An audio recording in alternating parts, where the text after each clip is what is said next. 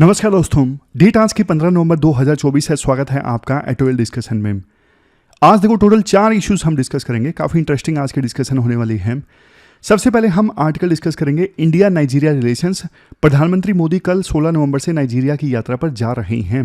उसके बाद दूसरा आर्टिकल बुलडोजर जस्टिस से संबंधित 2-3 आर्टिकल्स का कंपाइलेशन है। बुलडोजर जस्टिस वाला आर्टिकल आज सभी न्यूज़पेपर्स में बुलडोजर जस्टिस वाला आर्टिकल आया है, तो दूसरे न्यूज़पेपर से भी पॉइंट हम उठाएंगे।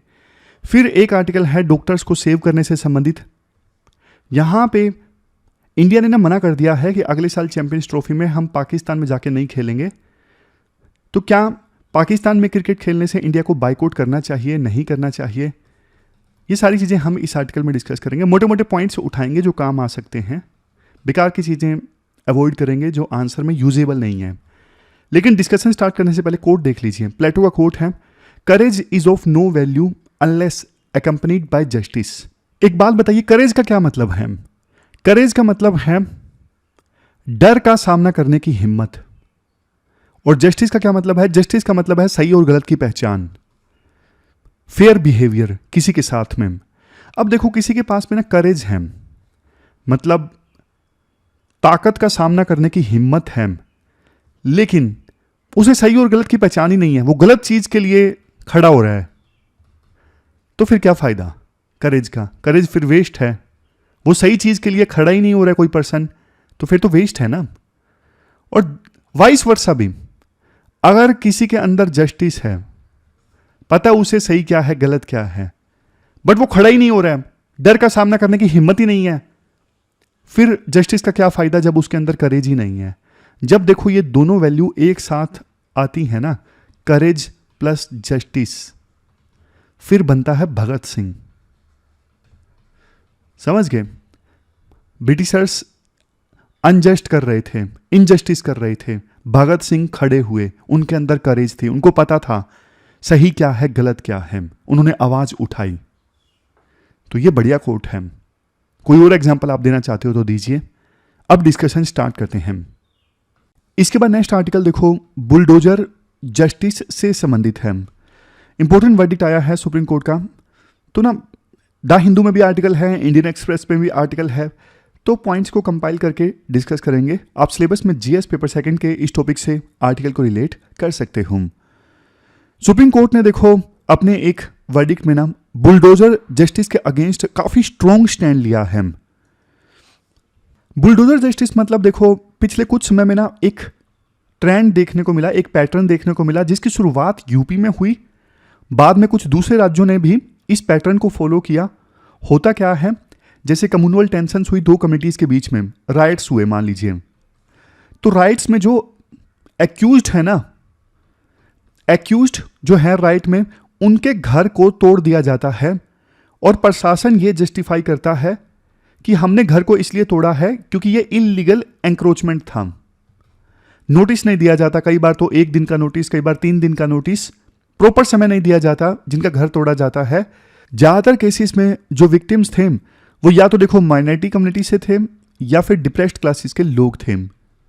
जो लोग बुलडोजर जस्टिस को जस्टिफाई करते हैं वो ये कह के जस्टिफाई करते हैं कि इससे डेटरेंस पैदा होता है, डर पैदा होता है, और इस प्रकार के जो दंगे हैं वो कम होते हैं। देखो, सुप्रीम कोर्ट ने स्टैंड तो पहले भी लिया था। इवन जो चीफ जस्टिस ऑफ इंडिया जो अब रिटायर हो चुके हैं, चंद्रचूड़, वो उन्होंने इसे नाम दिया था बुलडोजर जस्टिस। लेकिन अब जो सुप्रीम कोर्ट का वर्डिक्ट आया है ना, वो डिटेल्ड वर्डिक्ट है। अभी सुप्रीम कोर्ट के वर्डिक्ट ने जो 2 जजेस की बेंच ने दिया, KV विश्वनाथन एंड BR गवाई ने प्रॉपर गाइडलाइंस दी हैं कि अगर आपको किसी का घर गिराना है तो आपको इन गाइडलाइंस को फॉलो करना जरूरी है। सुप्रीम कोर्ट ने अपने इस वर्डिक्ट में कहा, बुलडोजर से बिल्डिंग तोड़ना तब जबकि जब बेसिक जो नेचुरल जस्टिस के प्रिंसिपल्स हैं वो फॉलो नहीं किए गए हैं। जैसे देखो, नेचुरल जस्टिस का प्रिंसिपल क्या होता है? बेसिक प्रिंसिपल होता है कि आप किसी को सजा देने से पहले उसका पक्ष जरूर सुनोगे, लेकिन किसी का पक्ष सुने बिना आप उसका घर गिरा देते हो, ये नेचुरल जस्टिस के अगेंस्ट है। तो ये देखो, ये लॉलेस स्टेट का साइन है, मतलब ऐसे स्टेट का साइन है जहां पे कोई कानून नहीं फॉलो हो रहा है। सुप्रीम कोर्ट ने यह भी कहा, अगर देखो बिना ड्यू प्रोसेस के पनिशमेंट दिया जाता है किसी को, तो ये फंडामेंटल राइट्स का भी वायलेशन है। सिर्फ किसी पे आरोप लगे हैं कि उसने दंगे में पार्टिसिपेट किया या फिर कोई और क्राइम में हिस्सा लिया, सिर्फ आरोप लगे हैं, साबित नहीं हुआ, उसी के बेस पे उसे सजा देना, ये देखो रूल ऑफ लॉ के भी अगेंस्ट है। मैं आपको ना बता देता हूं इस बुलडोजर जस्टिस में कौन कौन से जो प्रिंसिपल्स हैं वो वायलेट होते हैं। सबसे पहले rule of law, rule of law violate होता है। दूसरे नंबर पे पावर्स का सेपरेशन। देखो हमारी डेमोक्रेसी ना 3 पिलर्स में बटी हुई है, एक है जुडिशरी, दूसरा लेजिस्लेचर, तीसरा एग्जीक्यूटिव। जुडिशरी का काम है केसेस को एडजुडिकेट करना, यह तय करना कौन अपराधी है कौन नहीं है। एग्जीक्यूटिव का काम है चीजों को इंप्लीमेंट करना। लेजिस्लेचर का काम है कानून बनाना। मतलब पुलिस का काम सिर्फ एक्यूज्ड को गिरफ्तार करना है, वो तो देखो जुडिशरी तय करेगी ना कि इन्होंने अपराध किया है या फिर नहीं किया है, फाइनली ये अपराधी हैं या नहीं है। बट देखो बुलडोजर जस्टिस वाले केसेस में ना एक प्रकार से पुलिस ही जुडिशरी का काम कर रही है, तो ये जो चीज है ना ये सेपरेशन ऑफ पावर्स के भी अगेंस्ट है। फिर तीसरा प्रिंसिपल जो यहां पे वायलेट होता है वो है इनोसेंस का प्रिजम्पशन। ये प्रिंसिपल बोलता है जब तक कि देखो जुडिशरी ये नहीं डिसाइड कर लेती है कि इस पर्सन ने फाइनली अपराध किया है, तब तक देखो उस पर्सन को ना इनोसेंट माना जाएगा। मतलब अपराध साबित होने से पहले ही उस पर्सन को अपराधी नहीं माना जाएगा, जब तक अपराध साबित नहीं हो जाता है तब तक उसे इनोसेंट माना जाएगा। तो इस प्रिंसिपल का भी वायलेशन होता है। फिर नेक्स्ट है चौथा कलेक्टिव पनिशमेंट। कलेक्टिव पनिशमेंट मतलब देखो किसी पे आरोप लगे हैं कि उसने दंगे में पार्टिसिपेट किया, अभी सिर्फ आरोप है, पूरा घर उसका गिरा दिया जाता है, लेकिन घर में तो देखो दूसरी फैमिली भी रहती है ना, तो उनको भी सजा मिल रही है। ये तो कलेक्टिव पनिशमेंट है। घर के एक सदस्य ने अपराध किया जिसकी सजा पूरी फैमिली को मिल रही है। नहीं, ये नहीं होना चाहिए। जो अपराध करे, जिसने चोरी की है, जिसने मर्डर किया है, सिर्फ उसी को सजा मिलनी चाहिए, उसके अपराध के लिए उसकी फैमिली को सजा नहीं मिलनी चाहिए। और एक चीज और, जब देखो बुलडोजर से घर गिराया जाता है ना, तो फैमिली का राइट टू शेल्टर भी वायलेट होता है। राइट टू शेल्टर आर्टिकल 21 के अंदर आता है। आर्टिकल 21 क्या है? Right to life with dignity.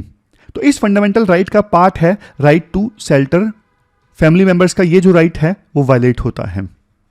और देखो सुप्रीम कोर्ट ने ये जो वर्डिक्ट दिया है ना, आर्टिकल 142 के अंतर्गत दिया है।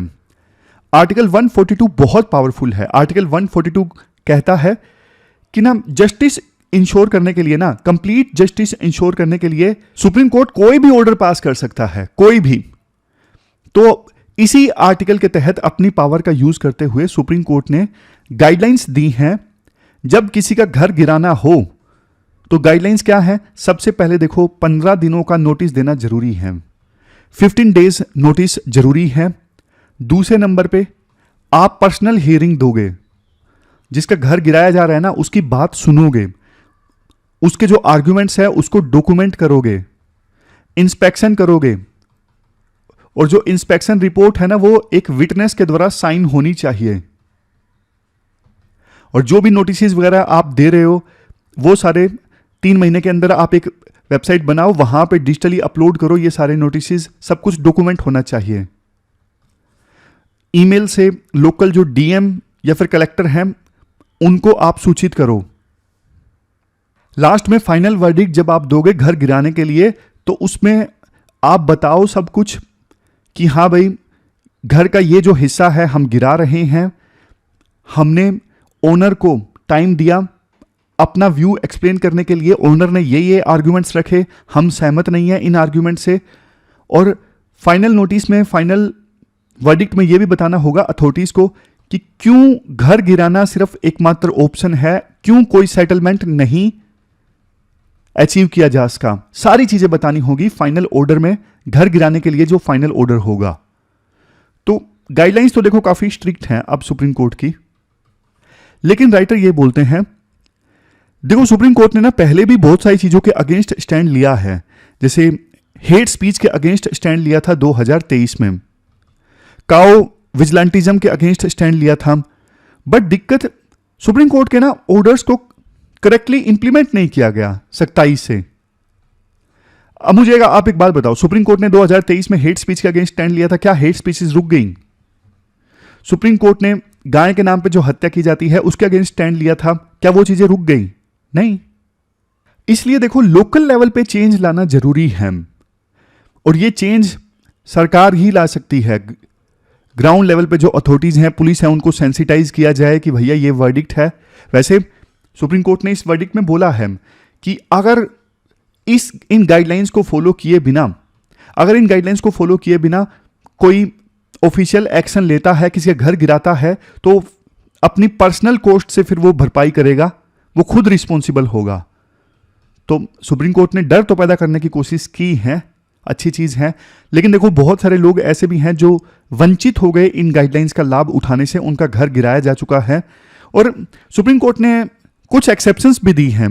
एक्सेप्शंस जैसे कि देखो, अगर पब्लिक प्लेसेस पे, रोड पे, फुटपाथ पे, रेलवे लाइंस के पास अगर इलीगल स्ट्रक्चर है तो उसको गिराने के लिए इन गाइडलाइंस को फॉलो करने की आवश्यकता नहीं है। कुल मिला के देखो, आर्टिकल का मेन मैसेज यही है, सुप्रीम कोर्ट का डिसीजन इंपॉर्टेंट है बट काफी नहीं है। ग्राउंड लेवल पर अच्छे से इंप्लीमेंटेशन होना जरूरी है, पॉलिटिकल विल होनी चाहिए और लोकल अथॉरिटीज को सुप्रीम कोर्ट के मैसेज को सीरियसली लेना होगा। बुलडोजर जस्टिस को पॉलिटिकल अचीवमेंट नहीं माना जाना चाहिए। पॉलिटिकल फायदों के लिए कई बार ये बुलडोजर जस्टिस का इस्तेमाल किया जाता है। तो ये पूरा आर्टिकल हमने डिस्कस किया बुलडोजर जस्टिस से संबंधित। चलते हैं आगे। इसके बाद नेक्स्ट आर्टिकल मेडिकल प्रोफेशनल्स के अगेंस्ट वायलेंस से संबंधित है। आप सिलेबस में जीएस पेपर सेकंड के इस टॉपिक से आर्टिकल को रिलेट कर सकते हो। क्या कंटेस्ट है?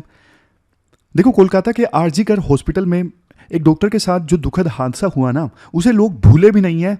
तमिलनाडु में एक सीनियर डॉक्टर के अगेंस्ट वायलेंस की खबर आई है। सीनियर डॉक्टर को 7 बार चाकू मारा गया। और देखो, ये तो गनीमत थी कि डॉक्टर सुपर स्पेशलिटी हॉस्पिटल में थे, नाम भी दिया हुआ है जो इंपॉर्टेंट नहीं है। तो सुपर स्पेशलिटी हॉस्पिटल में थे जहां पे बहुत ही एक्सपर्ट सर्जन्स थे, इस वजह से उनकी जान बचाई जा सकी। हालांकि जो सीनियर डॉक्टर जिनको 7 बार चाकू मारा गया ना, वो कार्डियक अरेस्ट उनको आया था कुछ समय पहले और ब्लड थिनर ले रहे थे। ब्लड थिनर मतलब खून को पतला करने वाली जो दवाई होती है ना, वो ले रहे थे। और ऐसी सिचुएशन में उनकी बॉडी में ब्लीडिंग होना बहुत ज़्यादा खतरनाक थी। इसीलिए बोला जा रहा है ये तो गनीमत थी कि वो सुपर स्पेशलिटी हॉस्पिटल में थे और जल्दी से जैसे ही उनको 7 बार चाकू मारा गया, उनको एडमिट किया गया, सर्जरी की गई और उनकी जान बचाई जा सकी। लेकिन क्वेश्चन ये उठता है कि किसने डॉक्टर पे इतना बुरी तरह से अटैक किया? देखो, एक लड़का विघ्नेश, उसकी माँ जो थी मदर, वो इलाज करवा रही थी डॉक्टर से कैंसर का। तो ना डॉक्टर ने और डॉक्टर की टीम ने ना विघ्नेश की मदर को, जिनको कैंसर था, और पूरी फैमिली को बताया था कि देखो कैंसर में कीमोथेरेपी दी जाती है और कीमोथेरेपी के दौरान ना बहुत सारे साइड इफेक्ट सामने आते हैं। लेकिन देखो, जब कीमोथेरेपी दी गई विघ्नेश की मदर को, तो लंग्स में दिक्कत आनी स्टार्ट हो गई। कीमोथेरेपी का साइड इफेक्ट था। तो इस बात से बहुत ज़्यादा गुस्से में था विघ्नेश और वो ना चाकू लेके आया हॉस्पिटल में। देखो, काफ़ी बार ना एक चीज़ ये बोली जाती है, जब लाइफ और डेथ का सवाल होना तो इमोशंस कई बार हावी हो जाते हैं बहुत ज़्यादा और गुस्से में आके इंसान ऐसा कर देता है। लेकिन राइटर बोलते हैं देखो, ये ऐसा नहीं कि स्पॉन्टेनियस इमोशंस आ गए और चाकू मार दिया, नहीं। विघ्नेश चाकू लेकर आया हॉस्पिटल में तो ये सोचा समझा हुआ अटैक था। इसके बाद राइटर बोलते हैं देखो, वायलेंस को तो वैसे भी समाज में किसी भी सूरत में जस्टिफाई नहीं किया जा सकता और उनके अगेंस्ट वायलेंस, जो जान बचाते हैं, बहुमूल्य जान बचाने के लिए अपनी जान लगा देते हैं, उनके अगेंस्ट वायलेंस बहुत ही ज़्यादा गलत है। आमतौर पे देखो, वैसे इस केस में तो नहीं, आमतौर पे दिक्कत आती है, कम्युनिकेशन गैप होता है। कम्युनिकेशन गैप मतलब कई बार ना पेशेंट और पेशेंट की फैमिलीज को ना पूरी सिचुएशन डॉक्टर और डॉक्टर की टीम के द्वारा बताई नहीं जाती। पता नहीं होता पेशेंट को कि हाँ, इलाज से ये चीज़ हो सकती है। तो कम्युनिकेशन गैप की सूरत में तो देखो कई बार फ्रस्ट्रेशन आ जाती है पेशेंट और पेशेंट की फैमिली को। तो इस केस में तो वैसा भी नहीं था। कीमोथेरेपी के जो साइड इफेक्ट है वो पहले से बताए गए थे। लास्ट में राइटर देखो ये बोलते हैं, काफ़ी समय से मेडिकल प्रोफेशनल्स के अगेंस्ट वायलेंस का जो इशू है सुर्खियों में है। और देखो इस बात की गारंटी भी नहीं दी जा सकती, क्योंकि जाहिर तौर पे वही बात है, जब लाइफ और डेथ का सवाल होना तो कई बार इमोशंस बहुत ज़्यादा हाई हो जाते हैं, फ्रस्ट्रेशन आ जाती है। तो ऐसा नहीं कि इमोशंस इस घटना के बाद हाई नहीं होंगे, लेकिन ना प्रशासन अपनी तरफ से सतर्कता बरत सकता है। जैसे हॉस्पिटल्स के बाहर एंट्री पे ये सारी चीज़ें होनी चाहिए, जैसे बैगेज स्कैनर, कोई चाकू वगैरह ना ला सके हॉस्पिटल के अंदर, और इसके अलावा सीसीटीवी मॉनिटरिंग होनी चाहिए, सिक्योरिटी चेक होना चाहिए, सिक्योरिटी पर्सनल वहाँ पे मौजूद होने चाहिए डर पैदा करने के लिए। तो ये सारी चीज़ें की जा सकती हैं। डॉक्टर्स को और दूसरे मेडिकल प्रोफेशनल्स को देखो सिक्योरिटी प्रोवाइड करना बहुत ज़्यादा ज़रूरी है। तो ये हमने पूरा आर्टिकल डिस्कस किया। हमारी आज के डिस्कशन में first important article India Nigeria relations से संबंधित है। अपना सिलेबस में जीएस पेपर सेकंड के इस टॉपिक से आर्टिकल को रिलेट कर सकते हो। क्या कंटेस्ट है? कल देखो भारत के प्रधानमंत्री मोदी नाइजीरिया की यात्रा पर जा रहे हैं 2 दिनों के लिए। 16 और 17 नवंबर को वो नाइजीरिया में रहेंगे। आर्टिकल में शुरुआत में कहा जाता है कि हालांकि देखो प्रधानमंत्री मोदी की ना ये पहली नाइजीरिया विजिट होगी, लेकिन ना नाइजीरिया में पहुंच के उन्हें काफ़ी अपनापन देखने को मिलेगा। वहाँ पे उन्हें एयरटेल से लेके बजाज, बॉलीवुड से लेके सिप्ला, टीवीएस से लेके टाटा, हर जगह इंडिया की छाप देखने को मिलेगी। इंडिया और नाइजीरिया के बीच में ना बहुत सारी कॉमन चीज़ें हैं। दोनों देखो ब्रिटिश एम्पायर का हिस्सा थे एक समय, कॉमनवेल्थ लीगेसी है। आज के समय में दोनों सिमिलर चैलेंजेस फेस कर रहे हैं। जैसे इंडिया में भी बहुत सारे एथनिक ग्रुप्स के लोग रहते हैं, मल्टी एथनिसिटी को मैनेज करना ये इंडिया के लिए भी चैलेंज है और नाइजीरिया के लिए भी। दोनों बड़ी डेवलपिंग डेमोक्रेसी हैं, यानी पॉपुलेशन के मामले में जैसे इंडिया पूरे वर्ल्ड में सबसे नंबर 1 है, और पॉपुलेशन के मामले में नाइजीरिया अफ्रीका में नंबर 1 है। तो दोनों देश जहाँ पे पॉपुलेशन ज़्यादा और दोनों डेवलपिंग कंट्री, दोनों देश करप्शन से पीड़ित हैं, दोनों देश टेररिज्म से पीड़ित हैं। दोनों देशों में सोशो इकोनॉमिक डेवलपमेंट पे ध्यान देने की आवश्यकता है, गवर्नेंस पे ध्यान देने की आवश्यकता है। तो इस प्रकार से हमने देखा कितनी सारी कॉमन चीज़ें हैं नाइजीरिया और इंडिया के बीच में। लेकिन इसके अलावा देखो कॉम्प्लीमेंट्रीज भी बहुत ज़्यादा हैं। कॉम्प्लीमेंट्रीज जैसे नाइजीरिया के पास हाइड्रोकार्बन है और हमें हाइड्रोकार्बन्स की यानी फ्यूल वगैरह की आवश्यकता है। उसके बाद डिफेंस, इंडिया डिफेंस में मजबूत है, नाइजीरिया को डिफेंस की आवश्यकता है। इंस्टीट्यूशन बिल्डिंग, हमारे देश में इंस्टीट्यूशंस स्ट्रोंग हैं, नाइजीरिया में नहीं है। हेल्थ केयर और एजुकेशन के मामले में इंडिया स्ट्रोंग है, नाइजीरिया को आवश्यकता है। तो राइटर बोलते हैं बहुत सारी चीज़ें कॉमन हैं, बहुत सारी चीज़ें दोनों एक दूसरे से शेयर कर सकते हैं। तो ये जो समिट अभी नाइजीरिया में होगा ना, ये हिस्टोरिक समिट हो सकता है। आज के समय में 150 इंडियन कंपनीज हैं जिन्होंने नाइजीरिया में इन्वेस्ट करके रखा है और टोटल इन्वेस्टमेंट है $27 बिलियन। बायलैटरल ट्रेड दोनों देशों के बीच में $7.9 बिलियन। इंडिया ना नाइजीरिया का सेकंड लार्जेस्ट ट्रेडिंग पार्टनर है। आज के समय में 50,000 इंडियंस नाइजीरिया में रह रहे हैं और ये लार्जेस्ट नॉन अफ्रीकन ग्रुप है नाइजीरिया में।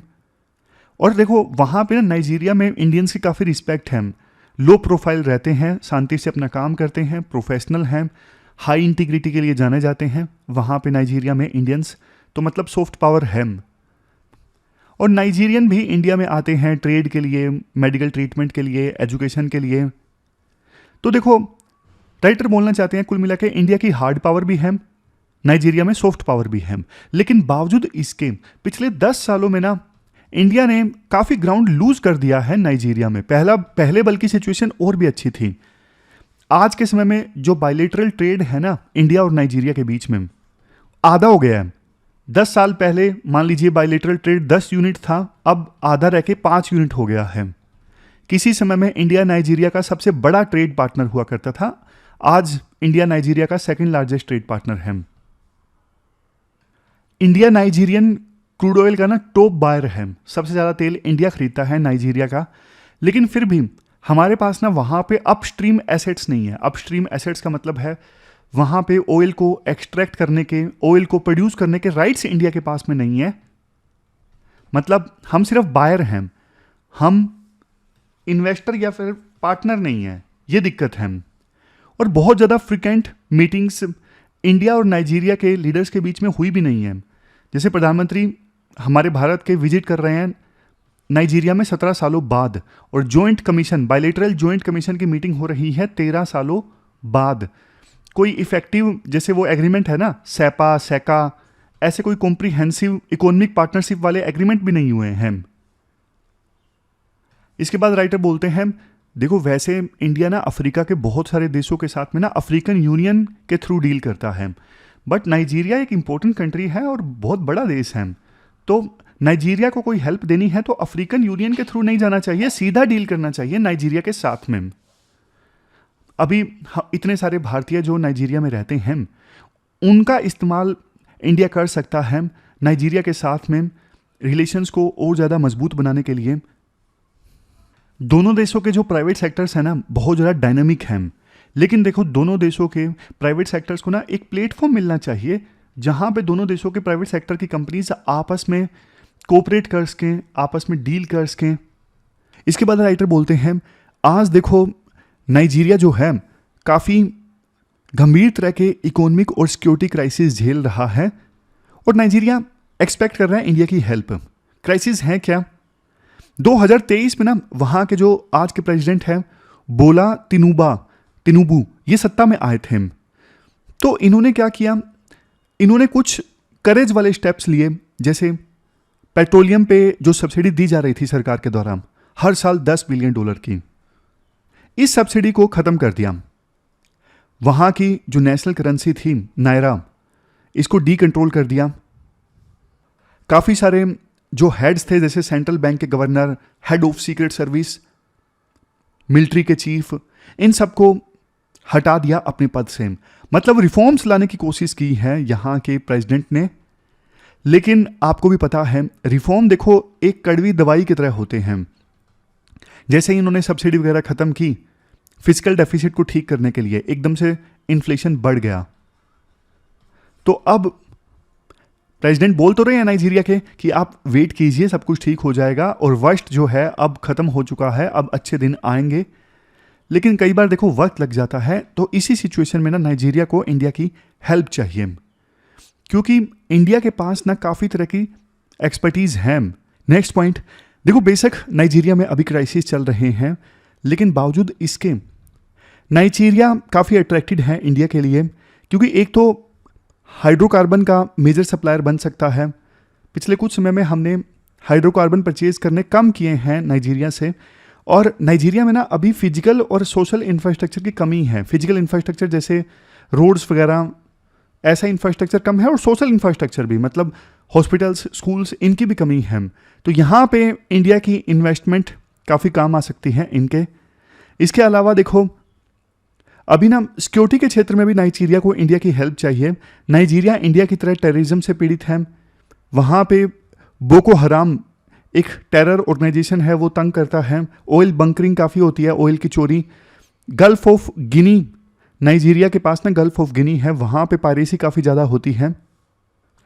नाइजीरिया के आस पड़ोस के देशों में काफ़ी ज़्यादा इंस्टेबिलिटी है, और इंडिया भी देखो पास्ट में ना ऐसे चैलेंजेस से भिड़ता रहा है। टेररिज्म से तो इंडिया काफ़ी सालों से सफ़र करता आ रहा है, तो इंडिया अपनी बेस्ट प्रैक्टिसेस नाइजीरिया से शेयर कर सकता है। नाइजीरिया क्या एक्सपेक्ट करता है हमसे? नाइजीरिया एक्सपेक्ट करता है डिफेंस सप्लाईज, नाइजीरिया एक्सपेक्ट करता है इंडिया ट्रेनिंग दे, रिमोट सेंसिंग की जो टेक्नोलॉजी है वो हमारे साथ शेयर करें। इंडिया को भी फ़ायदा होगा, इंडिया ये सब करता है, इंडिया का डिफेंस एक्सपोर्ट मजबूत होगा, और जो बायलैटरल डिफेंस टाइज हैं फिर से रिवाइव होंगे। देखो नाइजीरिया के ना 1960 से लेकर अभी तक नाइजीरिया के 7 जो प्रेसिडेंट्स हैं ना, वो इंडिया में एज ए डिफेंस ऑफिसर के तौर पे ट्रेन हुए। लेकिन हाल फिलहाल में कोऑपरेशन थोड़ा इस क्षेत्र में कम हो गया, तो अब इंडिया उन पुराने बायलैटरल डिफेंस टाइज को फिर से रिवाइव कर सकता है। इसके अलावा नाइजीरिया और क्या एक्सपेक्ट कर रहा है इंडिया से? नाइजीरिया देखो अपनी इकोनॉमी को ना स्टेबलाइज करना चाहता है। उनके पास में फॉरेन करेंसी की कमी है, तो जैसे इंडिया ने मालदीव, श्रीलंका, इन देशों के साथ में करेंसी स्वैप एग्रीमेंट साइन किया, तो नाइजीरिया के साथ भी करेंसी स्वैप एग्रीमेंट साइन किया जा सकता है। कोई कॉम्प्रिहेंसिव इकोनॉमिक पार्टनरशिप वाला एग्रीमेंट साइन किया जा सकता है इकोनॉमिक रिश्तों को और मजबूत बनाने के लिए। इंडिया नाइजीरिया को ना ये सारी चीज़ें दे सकता है, rice, wheat, milk powder, consumer goods, pharmaceutical, textile वगैरह, garments, agriculture input, power equipments, ये सब दे सकता है। और ले क्या सकता है, इंपोर्ट क्या कर सकता है नाइजीरिया से, palm oil, hides and skin मतलब चमड़े वाले जो प्रोडक्ट्स होते हैं, जिंजर एंड गम अरेबिक, ये सब चीज़ें इंपोर्ट कर सकता है नाइजीरिया से। फिर इसके बाद एक आंकड़ा दिया जाता है 2023-24 में ना इंडिया का जो एक्सपोर्ट है नाइजीरिया में 29.7% डिक्लाइन हो गया, जिसे अब इंक्रीज करने की आवश्यकता है। ये सारी जो सर्विसेज हैं, IT services, banking, financial services, insurance, health care, skilling, education, इनको भी सपोर्ट देने की आवश्यकता है ताकि इन सर्विसेज का एक्सपोर्ट किया जा सके नाइजीरिया में। लास्ट वाली लाइन तो कुछ खास नहीं है। 1500 AD में ना एक बाबा घोर नाइजीरिया से गुजरात के रतनपुर में आए थे, जैम मर्चेंट थे, और इनको आज भी संत के तौर पे पूजा जाता है गुजरात में। तो बस यही है। तो ये पूरा आर्टिकल हमने डिस्कस किया है इंडिया नाइजीरिया रिलेशंस से संबंधित। चलते हैं आगे। इसके बाद देखो एक आर्टिकल है, क्या इंडिया को पाकिस्तान में क्रिकेट को बाइकआउट करना चाहिए। अब देखो ये आर्टिकल वैसे तो कई सारे पेपर्स में यूज हो सकता है, जैसे एथिक्स में, ऐसे में भी यूज हो सकता है। गवर्नमेंट पॉलिसीज वाला टॉपिक जो है जीएस पेपर 2 में, वहां से भी यूज हो सकता है। इकोनॉमी का भी एंगल है। सीधा क्वेश्चन यूपीएससी पूछ तो सकती है लेकिन चांस कम है, पॉइंट्स यहां वहां यूज हो जाएंगे। तो हो क्या रहा है, 2025 में ना चैंपियंस ट्रॉफी होगी पाकिस्तान में, तो इंडिया ने ना खेलने से मना कर दिया है पाकिस्तान में, और ये बोला है कि हमारे मैच जो हैं वो पाकिस्तान में ना करवाए जाएं, कहीं और न्यूट्रल वेन्यू में करवाए जाएं, हम पाकिस्तान में नहीं खेलेंगे। अब प्रोज एंड कॉन्स हम डिस्कस करते हैं, मतलब क्या इंडिया को पाकिस्तान में खेलने से मना करना चाहिए, पक्ष के आर्गुमेंट्स और खिलाफ के आर्गुमेंट्स। सबसे पहला आर्गुमेंट तो देखो ये है, पाकिस्तान में ना श्रीलंकन टीम पर अटैक हो गया था 2009 में लाहौर में, टेररिस्ट अटैक था। उसके बाद देखो 2009 से लेकर 2019 के बीच में पाकिस्तान में इंटरनेशनल जो क्रिकेट था पूरी तरह से बंद रहा। तो प्लेयर्स की सिक्योरिटी संबंधित कंसर्न्स हैं, इसलिए इंडिया का मना करना पाकिस्तान में खेलने से ये जायज़ है, क्योंकि देखो सबसे ऊपर तो प्लेयर्स की सिक्योरिटी ही है। फिर दूसरा आर्गुमेंट आता है पॉलिटिकल कंसिडरेशन। क्रिकेट देखो पॉलिटिक्स से अलग नहीं है। साउथ अफ्रीका में जब रंग भेद की नीति चल रही थी ना, तो उस समय साउथ अफ्रीका को आइसोलेट किया गया था क्रिकेट में, और इतिहास गवाह है, जैसे कई बार इजराइल के साथ भी स्पोर्ट्स में खराब सलूक होता है। तो स्पोर्ट्स को ना पॉलिटिक्स से पूरी तरह से सेपरेट नहीं किया जा सकता। अब एक तरफ देखो क्रॉस बॉर्डर टेररिज्म चल रहा है, मुंबई जैसा हमला हो रहा है इंडिया में, तो कैसे ऐसी सिचुएशन में देखो क्रिकेट खेली जा सकती है पाकिस्तान में जाके। 26/11 मुंबई में अटैक हुआ था ना, उसके बाद से ही इंडिया ने पाकिस्तान में जाने से मना कर दिया था, क्रिकेट खेलने से मना कर दिया था। उससे पहले 3-4 सालों के लिए काफ़ी बायलैटरल सीरीज हुई थी इंडिया और पाकिस्तान के बीच में। राइटर ये भी बोलते हैं, अगर देखो मीडिया की ओपिनियन, जनता की ओपिनियन पाकिस्तान में खेलने के अगेंस्ट है, तो फिर क्यों खेलना है। लेकिन देखो पक्ष में काफ़ी सारे आर्गुमेंट्स दिए जाते हैं, जैसे बल्कि स्पोर्ट्स डिप्लोमेसी से ना बेनिफिट होता है, स्पोर्ट्स डिप्लोमेसी से रिश्ते बल्कि इंप्रूव होते हैं। जैसे यूएस चाइना के रिलेशंस इंप्रूव हुए थे, स्पोर्ट्स ने एक रोल प्ले किया था। Ping pong diplomacy, ping pong diplomacy मतलब 1970s में ना यूएस के प्लेयर्स चाइना खेलने गए थे, चाइना के यूएस खेलने आए थे, इस वजह से एक ब्रेक थ्रू मिला था यूएस और चाइना को आपस में रिलेशंस को इंप्रूव करने के लिए। तो उसी प्रकार से देखो क्रिकेट मैचेस एक प्रकार से ना इनफॉर्मल प्लेटफॉर्म का काम करते हैं, इनफॉर्मल बातचीत के लिए, और इससे डिप्लोमेटिक रिलेशन से इंप्रूव हो सकते हैं। नेक्स्ट पॉइंट ये है क्रिकेट डेवलपमेंट इम्पैक्ट।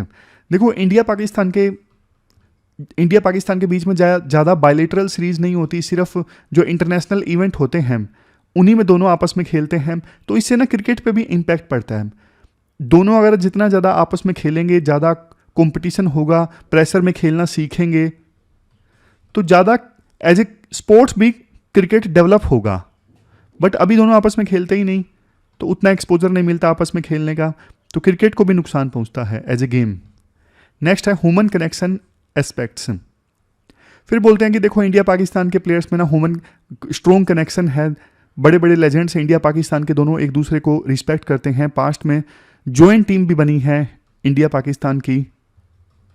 और देखो जब दूसरे स्पोर्ट्स में एक्सचेंजेस हो रहे हैं, कबड्डी में, रेसलिंग में, तो क्रिकेट में क्या दिक्कत है? बाकी स्पोर्ट्स में इंडिया खेलने को तैयार है लेकिन क्रिकेट में खेलने को तैयार नहीं है, ये तो गलत है ना। नेक्स्ट है इकोनॉमिक इम्प्लीकेशन। देखो एक बायलैटरल सीरीज नहीं होती ना इंडिया और पाकिस्तान के बीच में, तो काफ़ी पैसों का नुकसान होता है। यहाँ पे तो 100 से लेके 150 मिलियन डॉलर्स बोला हुआ है, बट ओवरऑल देखो टूरिस्ट आते हैं, हॉस्पिटैलिटी सेक्टर डेवलप होता है, ब्रॉडकास्ट के रेवेन्यू, मतलब इनडायरेक्टली बहुत सारे रेवेन्यू का नुकसान होता है जब इंडिया और पाकिस्तान के बीच में बायलैटरल सीरीज नहीं होती है। ये फिर वही पॉइंट आ गया कि डेविस कप टेनिस का सक्सेसफुली कंडक्ट हुआ दोनों देशों के बीच में। हॉकी टीम्स जो हैं रेगुलर शेड्यूल मेंटेन करती हैं, पाकिस्तान में खेलने के लिए जाती हैं, बट क्रिकेट से दिक्कत है। शायद इसलिए क्रिकेट के साथ में लोगों का कनेक्शन ज़्यादा है, क्रिकेट ज़्यादा लोग फॉलो करते हैं। और बीसीसीआई सरकार के कहने पे चलती है, बीसीसीआई अपना जो स्टैंड है सरकार के खिलाफ जाकर नहीं लेती। अब इसका कंक्लूजन देखो आप दोगे, आपको क्या लगता है कि इंडिया को पाकिस्तान में जाके खेलना चाहिए या फिर नहीं खेलना चाहिए? अब जल्दी से रिवाइज कर लेते हैं जो हमने डिस्कस किया। हमने डॉक्टर्स के अगेंस्ट वायलेंस वाला आर्टिकल डिस्कस किया। डॉक्टर बालाजी पे 7 बार चाकू से अटैक किया गया विघ्नेश पेशेंट के द्वारा। विघ्नेश की मदर का इलाज चल रहा था कैंसर का और कीमोथेरेपी दी गई थी, उसके साइड इफ़ेक्ट सामने आए तो विघ्नेश ने गुस्से में आके डॉक्टर को 7 बार चाकू मार दिया। तो आर्टिकल में ये हमने डिस्कस किया कि कई बार देखो इमोशंस हाई हो जाते हैं जब डेथ और लाइफ का मामला हो, तो ऐसे मामलों में ना कम्युनिकेशन गैप नहीं होना चाहिए। बट इस केस में ऐसा नहीं था। इस केस में तो विघ्नेश और उनकी फैमिली को प्रॉपर ढंग से बताया गया था कीमोथेरेपी के नेगेटिव इफेक्ट्स। डॉक्टर्स के अगेंस्ट वायलेंस का इशू एक बार फिर से सुर्खियों में आ गया कोलकाता की केजी कर घटना के बाद में। तो राइटर बोलते हैं कम्युनिकेशन गैप नहीं होना चाहिए, हॉस्पिटल में ये सारी चीज़ें होनी चाहिए, baggage scanner, CCTV monitoring, security check, security personnel वहाँ पे होने चाहिए। इन सब से हॉस्पिटल में सिक्योरिटी का जो वातावरण है वो किया जा सकता है। फिर हमने बुलडोजर जस्टिस वाला आर्टिकल डिस्कस किया था। कई सारे प्रिंसिपल्स वायलेट होते हैं बुलडोजर जस्टिस जब होता है, rule of law, separation of powers और इनोसेंस का प्रजम्पशन, इसके अलावा राइट टू शेल्टर, इसके अलावा कलेक्टिव पनिशमेंट, ये सब एड्रेस किए गए हैं आर्टिकल में। मतलब बुलडोजर जस्टिस से ये सब कॉम्प्रोमाइज़ होते हैं। फिर सुप्रीम कोर्ट के वर्डिक्ट की तारीफ़ की जाती है। बोला गया है कि क्या क्या सुप्रीम कोर्ट ने जो बोला है कि 15 दिनों का नोटिस देना ज़रूरी है रजिस्टर्ड पोस्ट से, और पर्सनल हियरिंग देना ज़रूरी है, ओनर को, डीएम और जो कलेक्टर हैं उनको ईमेल से सूचना दो। इसके अलावा फाइनल वर्डिक्ट जब दो उसमें सारा कुछ होना चाहिए कि हमने सुनवाई की लेकिन घर डिमोलिश करना ही एकमात्र सॉल्यूशन था। रीजनड ऑर्डर होना चाहिए आर्ग्यूमेंट्स के साथ में। डिजिटल पोर्टल पे ये सारे जो नोटिसेस हैं, रिप्लाईज हैं, वो अपलोड किए जाएं। तो सुप्रीम कोर्ट ने ना ये भी बोला है अगर कोई ऑफिशियल इसे मानेगा नहीं तो उसके खिलाफ एक्शन लिया जाएगा। बट आर्टिकल में ये बोला गया कि देखो अब इस वर्डिक्ट को ना इम्प्लीमेंट करने की आवश्यकता है। हमने पाकिस्तान में जाके क्रिकेट खेलनी चाहिए नहीं खेलनी चाहिए उससे संबंधित आर्टिकल डिस्कस किया। सबसे पहले प्लेयर की सिक्योरिटी का कंसर्न, दूसरे नंबर पे पॉलिटिकल कंसिडरेशन, कैसे स्पोर्ट्स जो है पॉलिटिक्स से अलग हो सकता है। एक तरफ टेररिज्म फैलाया जा रहा है पाकिस्तान के द्वारा, तो वहाँ पे जाके क्रिकेट कैसे खेल सकते हैं। पब्लिक सेंटिमेंट और इमोशनल फैक्टर्स हैं। Arguments against boycott, sports diplomacy से फ़ायदा होता है, जैसे ping pong diplomacy US China के बीच 1970s में। क्रिकेट का डेवलपमेंट जो है उस पर नेगेटिव इम्पैक्ट पड़ रहा है ना खेलने की वजह से। फिर हमने ये डिस्कस किया था ह्यूमन कनेक्शन एस्पेक्ट काफ़ी ज़्यादा है इंडिया पाकिस्तान के बीच में। इकोनॉमिक इम्प्लीकेशंस भी हैं बाइकआउट करने की वजह से। और सबसे लास्ट में दूसरे स्पोर्ट्स जब खेले जा रहे हैं तो क्रिकेट से क्या दिक्कत है। लास्ट में क्वेश्चन देख लीजिए जो आपको अटैम्प्ट करना है। आपको क्वेश्चन अटैम्प्ट करना है बुलडोजर जस्टिस से संबंधित। ये क्वेश्चन देखो 250 वर्ड्स में आपको अटैम्प्ट करना है, 15 मार्क्स का ये क्वेश्चन है बुलडोजर जस्टिस वाला। तो ये थी हमारी आज की डिस्कशन। मिलते हैं फिर से एक नई डिस्कशन के साथ, तब तक आप अपना ख्याल रखिए, अच्छे से पढ़िए। Thank you very much for discussion.